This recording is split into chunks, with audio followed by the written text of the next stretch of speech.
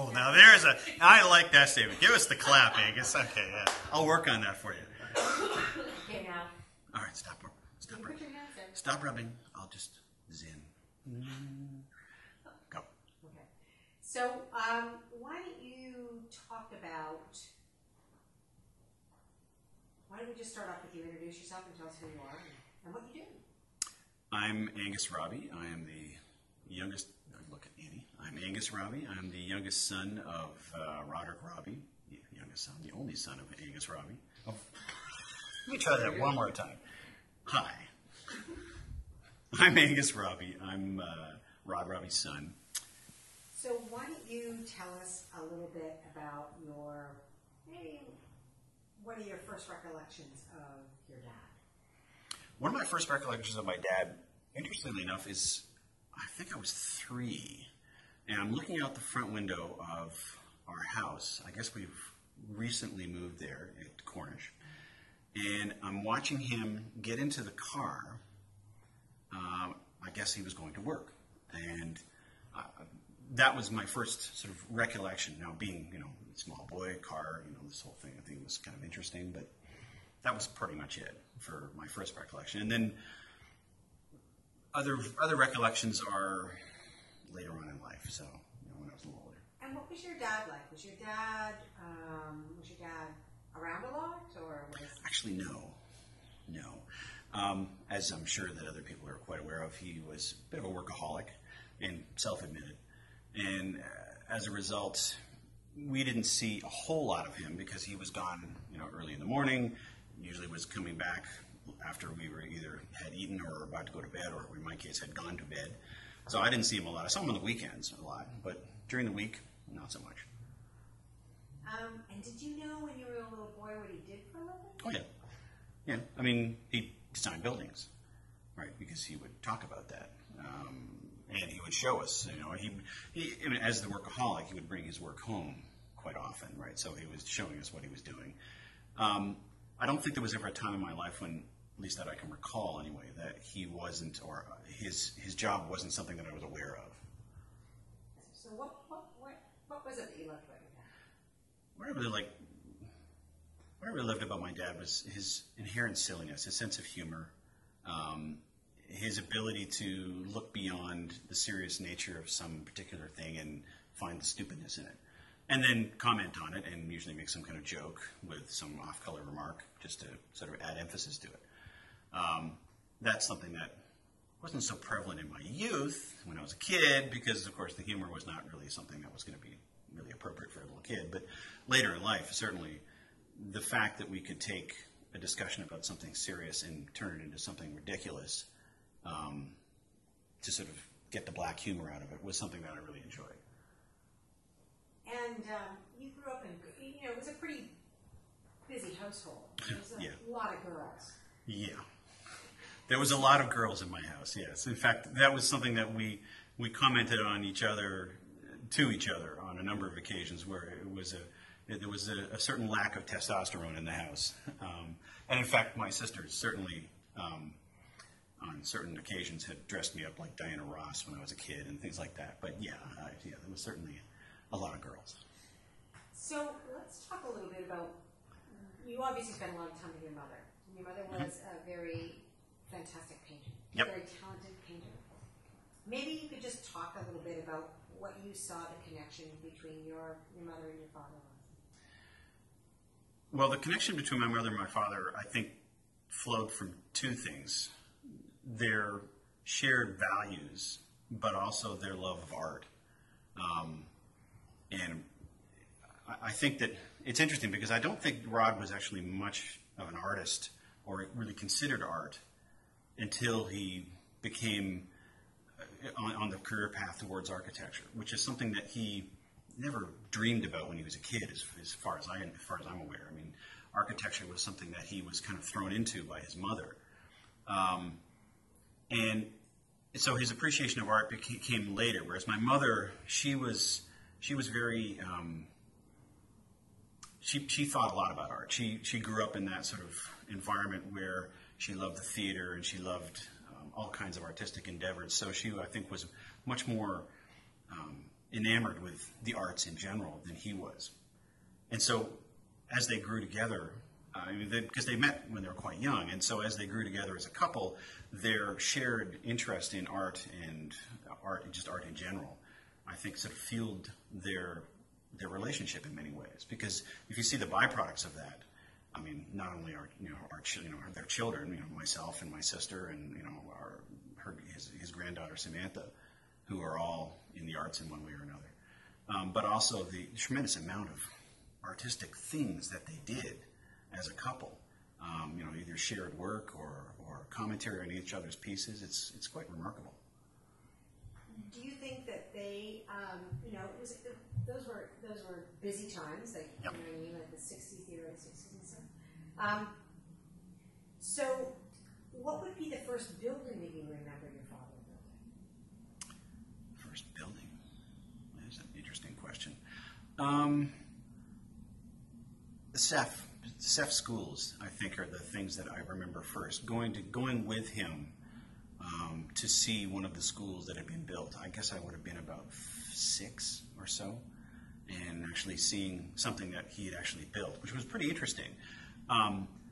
Personally, it was interesting just because it was with Dad. In retrospect, thinking about it as an adult, it was interesting. At the time, it was like, yeah, well, whatever, it's a school, who cares?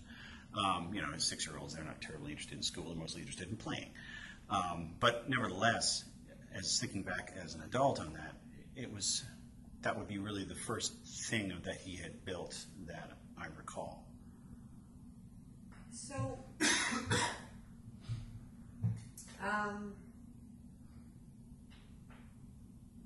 let's talk about the wild years. Whose? Yours. Your father was an architect, but he was a father. Yep. And there were certainly times when, the teenage years, etc. Mm-hmm. And yet here you are, a husband, a father, 2 beautiful children of your own. So what did you learn from your dad about all that? What I learned from my father as an adult now, I think, has been the issue of determination. It's trying to see something through to the end. Having a vision of what you want to do and then trying like hell to actually do it.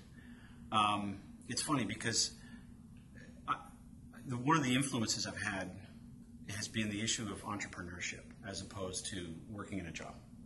Now, I don't have a problem with working in a job. You go to work and you get paid, etc. There's a security and comfort in that. There's no question. But for me, watching my father have his own company and have his own business and be responsible for making his own decisions about the kind of work that he was going to do and having the ultimate say in that was something that I found very attractive and very interesting and very exciting. Notwithstanding the fact that many times, when times were not great, it was very challenging, and it was very challenging for the family as a whole. The recession of the early 1980s was brutal. And as an entrepreneur myself, I find that, again, I can understand his excitement and his interest in that. So that was certainly influential for me. Well, let's talk just a little bit about, the company that you had, the early company you had, Keen, yeah.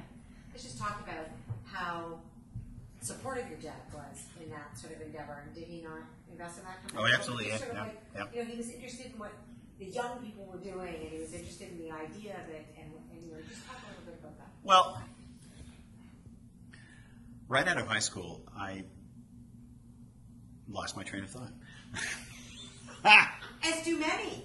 Yes. 20-something. 20-something was it. Thank you. Right out of high school. 17-year-olds. Oh, yeah. Well, I was 18 at the time. Yeah. Right out of high school, I went into business with John Tucker. And we opened I joined an already open music production company called Keen. And that was a really interesting experience for me because it was diving into an industry which I had really not a lot of knowledge of, but I liked, of course, because it was music. So it was like, teenager, I'm all so happy about this. after about 4 or 5 months, we persuaded my father, John and I, or mostly John, persuaded my father to invest in the company because we wanted to take it from being a little Queen Street West art, video, audio production facility into doing something bigger. And so we decided to try and get into the industry by taking a technological route as opposed to competing on a facilities route, which was a really good idea because it was right at the beginning of the digital age, and digital music was taking a quantum leap in terms of technology, and so we went down that road. So Rod invested in this company, I think probably because he was, wanting to help his son, but nevertheless, I think he got quite a bit of enjoyment out of it because he got access to a new world of art and he was an art guy, right? So he suddenly gained access to a whole set of people he didn't know, a whole kind of business he got to learn about, and suddenly gained an appreciation for the whole aspect of music and film and video and thing that he had no prior experience with. And he remained an investor in that company for the better part of 18 years. In the late 90s, the company was sold, and it's actually still quite successful in the ad game as Keen Music now, under one of our former employees, Tom Noshbill. And so for me, that was great having him involved in that, and I know that my colleagues in the firm really felt that his participation was something that both lent stability to it, but also an energy of its own, right? Because he is this bundle of energy. It was interesting. I remember that whenever we went to dinner at the Robbie table, we never left the dinner table. Like to the adults, what I mean? No. The kids never left the table, no. Right? Like the teenagers or the 20-somethings or whatever, and that was really unusual for me. It was like for me, it was very European. Because I had lived in Europe, and, as a 17-year-old, and found it to be that, well, that's how families function there. But in the world of Canada, it was kind of an unusual, maybe it was sort of, it had that European thing, if you were at an Italian dinner table or whatever, but Rod was part of that. It was sort of like he kept everybody at the table, and there was always feisty, engaging conversations at the Robbie dinner table. To say the least. There was a tradition in our family, less so now, but there was certainly a tradition in our family of the Sunday dinner or the event dinner, whatever that event might be. And having, the family come back to the house if they had moved out or friends over from the family, having that sort of environment was really something that we all looked forward to. The ultimate outgrowth of this was the decision to hold these Christmas Eve parties, which just became a free-for-all. But nevertheless, you're quite right in talking about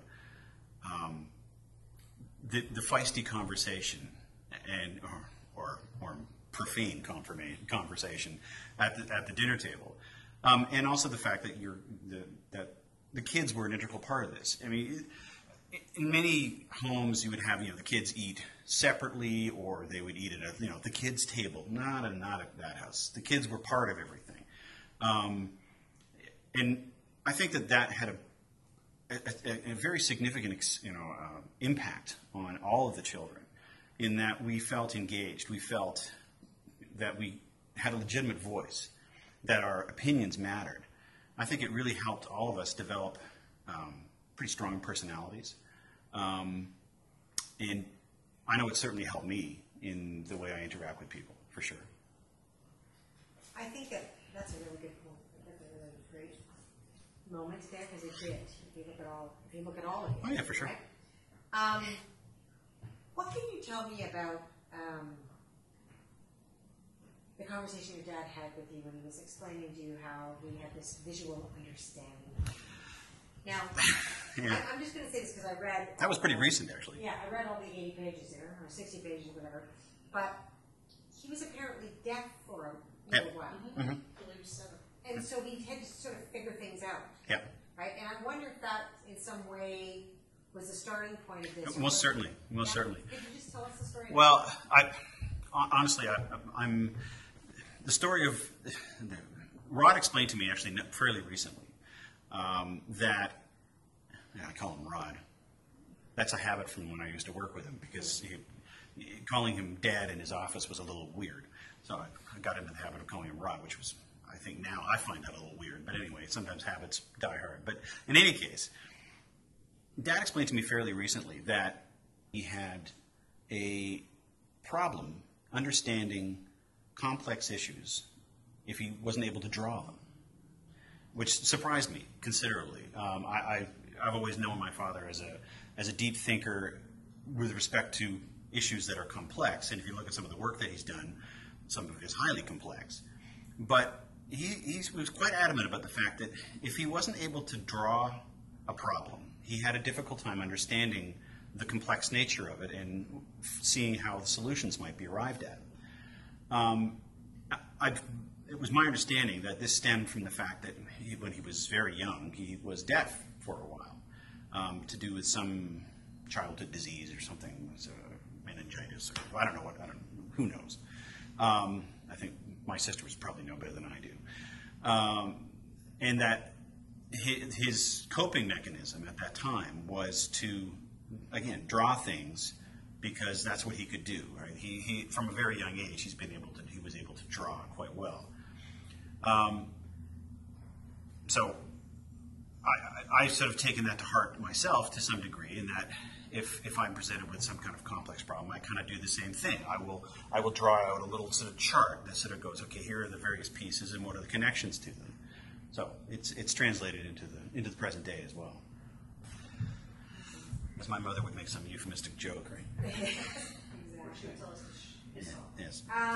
Just you. What do you like to tell me about your dad that I don't know? There's probably millions of things, but what would you like people to know? He was a long-distance runner. Yes, in the Army. He was a man. My father was a man who extolled the virtues of what other people did in some respects.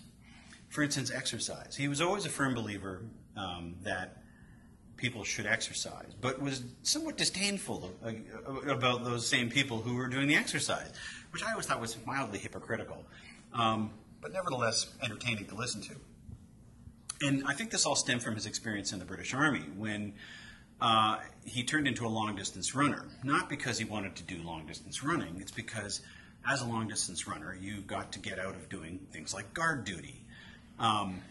So it was a very practical approach. So unfortunately, his practical approach to exercise was as an excuse. And as a result, I don't think it really turned him into a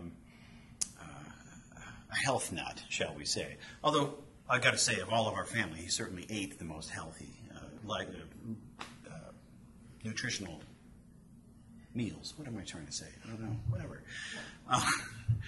The other part about that, which was kind of interesting, is when my parents emigrated, they, of course, tried to take on the Canadian lifestyle. So skiing, skating, doing all that sort of stuff.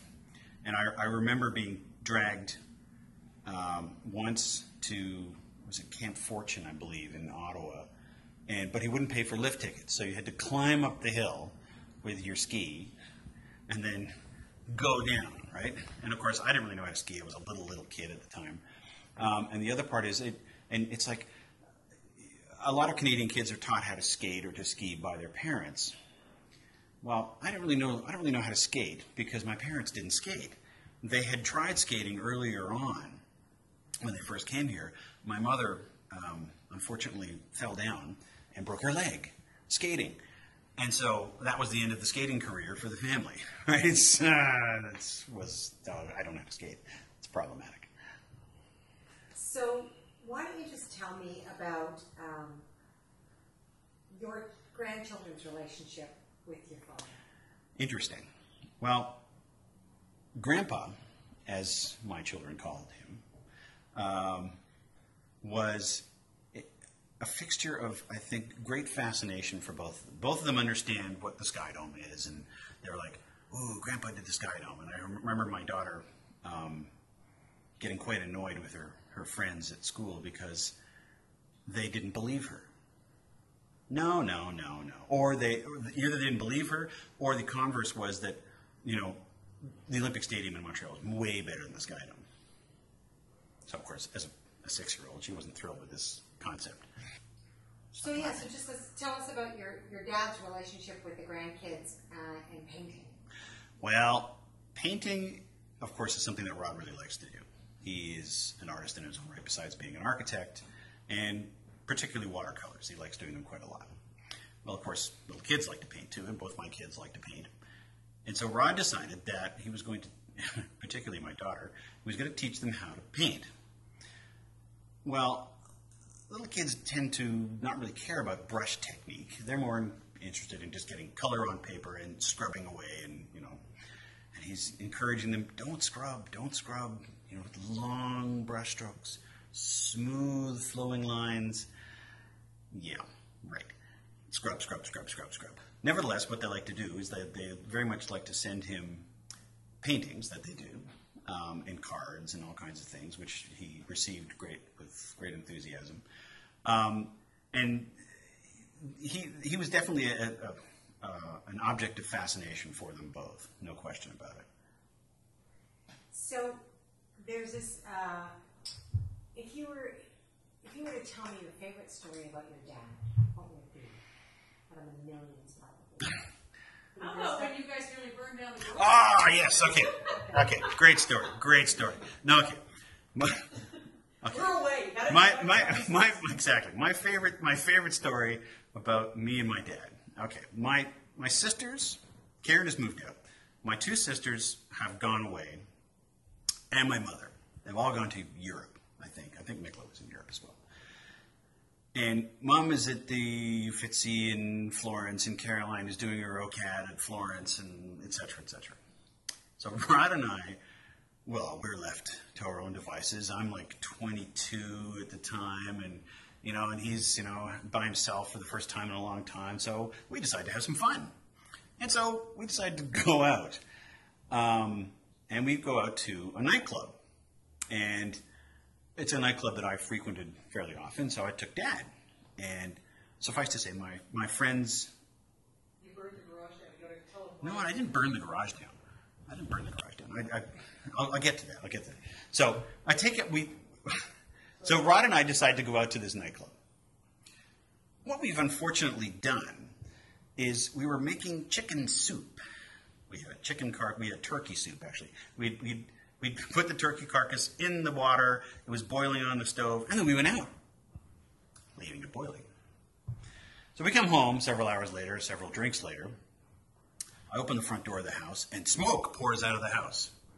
And so, not being very sensible, I run into the house to see on the stove this heavy cast aluminum pot is glowing red hot.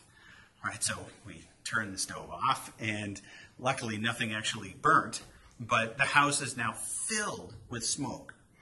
And inside the pot is the remnants of the turkey, which have been carbonized completely. We had to wash the entire house, all the bed linen, all the sheets, all the carpets, everything. The house stunk of smoke for like 2 weeks. Suffice to say, we've ever since then always checked to make sure that we don't go out of the house with something on the stove. At the same time, for some bizarre reason, we decide that it's time to move the garage. The old garage in the back of the house was falling down, pretty much. So we decided to move it. And it probably wasn't the best choice we ever made, because it was full of stuff. And so we had to pull the stuff out, and we demolished the building. And then we had trouble getting a building permit. And getting a new building built to put all that stuff in took months. Suffice to say, my mother came back from Europe and was not impressed at all. Okay, so you moved the garage. So we moved the garage. Well, we started moving the garage, and we come back, and then we have to sort of sheepishly explain to Mom that, yes, we know the house smells of smoke, and yes, the garage is gone, and all her artwork is sitting in the backyard because there's nowhere to put it. And so it sat in the backyard for several months. Luckily, this is the summer, while the other building got built. And she was unimpressed, quite unimpressed with that behavior on our part. And it said many times later on that, that's the last time she's going to leave us alone by ourselves, because clearly we can't take care of business. We had fun, though. We definitely had fun. So tell me the story of him dressing up in your outfit. For about 40 years, there's been a street party on the street at Cornish Road. And in the mid-'80s, my father, I can't remember the reason why, decided that he was going to dress up like me. At the time, I was sort of designer biker, shall we say, with the leathers and the studs and the dyed hair and all the accoutrement that goes with a motorcycle. And so Rod decided that he was going to dress up with my jeans and my Sid Vicious shirt and the jacket with the studs on it and have a fake mohawk and the whole 9 yards, as part of the celebrations of the street party. Suffice to say, the neighbors were highly amused by this, highly amused. I think perhaps it had to do with I think there was probably some kind of theme at that party having to do with costumes, but nevertheless, it was remarkable to see him in that context. And it's particularly funny now to look at a picture of that because, of course, people say, wow, you really look like your dad, or your dad really looks like you, right? Because the resemblance is apparent. I mean, your dad was this larger-than-life figure to a lot of people. He Yeah. touched a lot of people. Yeah. He was your dad. Well, I got to say, this has been, a terrible experience for everybody. But at the same time, it's been a very interesting and wonderful experience in some respects because I've learned so much about him that I didn't know.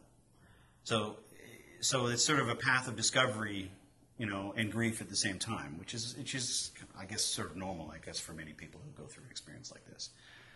And one of the most interesting things that I learned was how he interacted with some of the younger architects in his job at IBI. Particularly the very young architects who were starting out, or people who were on the design side, particularly, where they were going and they were doing certain pieces of work, and they were coming and saying, "Here, look at this, Rod," and Rod would come and talk to them about it, and he would make a few sort of cutting remarks about some problem that they were facing, and they were taken aback by it. But then they understand that he's helping them come to grips with the quandary of being a designer. How do you suit what is needed by the client at the same time fulfill a sort of an artistic need? So for me, I'd never thought about him in that kind of context, and I certainly didn't know about many of these relationships that he had, of course, because I saw him as just my father and this guy I spoke to, a couple times a day, In thinking about it, what I would like people to remember about my father is his zest for life. The fact that he really enjoyed life. He really took it and grabbed it and had fun with it and did a ton of things. I mean, when I think about it in the less sort of personal ideas, in a sort of a more objective way, I think about all the things that he did or tried to do, whether he succeeded or not. It's remarkable. I always find it completely amazing that you have everything from the Army to a career in architecture to art to music, the Order of Canada to the Da Vinci Award. I mean, there are so many different things that he did. A family, a father, grandchildren, and involved and interested in all of it. That to me, that's a great thing. That's a life worth living. That's really